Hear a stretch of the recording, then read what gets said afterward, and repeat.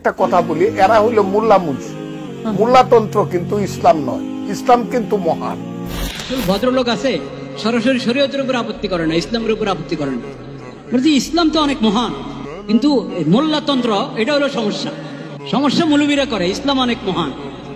তো সেই ইসলাম যেটা মহান, ওই ইসলামটা আপনি মেহেরবানি করে আমাদেরকে শিখান, ওই ইসলামটা আপনি মেহেরবানি করে শিখান। মোল্লারা তো ইসলাম জানে না, তো মহান ইসলামটা শিখিয়ে দেন। তো কিছু ভদ্রলোকের এই অবস্থা, আসলে ইসলামের উপর আস্থা নাই, শরীয়তের উপরে আস্থা নাই, কোরআন হাদিসের উপরে কি নাই, আস্থা নাই। তো সরাসরি কোরআন হাদিসের বিরুদ্ধে বলে না, ওটা মৌলবীদের উপরে ঝাড়ে।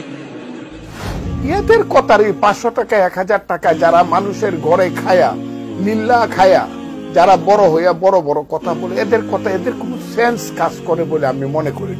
রাজনীতি করতে গিয়ে, নেতা হতে গিয়ে মানুষের কাছ থেকে চাঁদাবাজি করে টাকা নেওয়ার কালচারে যারা অভ্যস্ত, এই কালচারে যারা ডুবে আছে, তারা যদি আলেম সমাজকে বলে 500 টাকা 1000 টাকা মানুষ আল্লাহ রাস্তায় দিলে খায়, তাহলে এটা হলো চালনি সুইকে যে বলে তোমার পেছনে ছিদ্র আছে ওইরকম।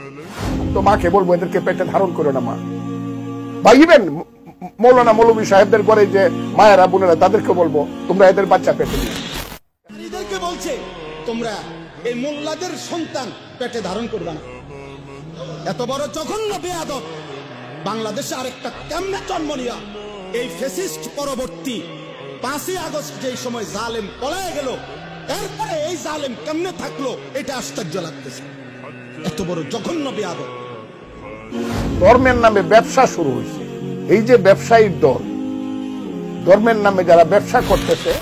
দিনকে টার্গেট করো, ইমানদারদেরকে টার্গেট করো, আলেম ওলামাকে টার্গেট করো। খোদার কসম খায়া বলি, তোমার মতন ফজলুর রহমানরা কাপড় নিয়েও পালাতে পারবে না ইনশাআল্লাহ।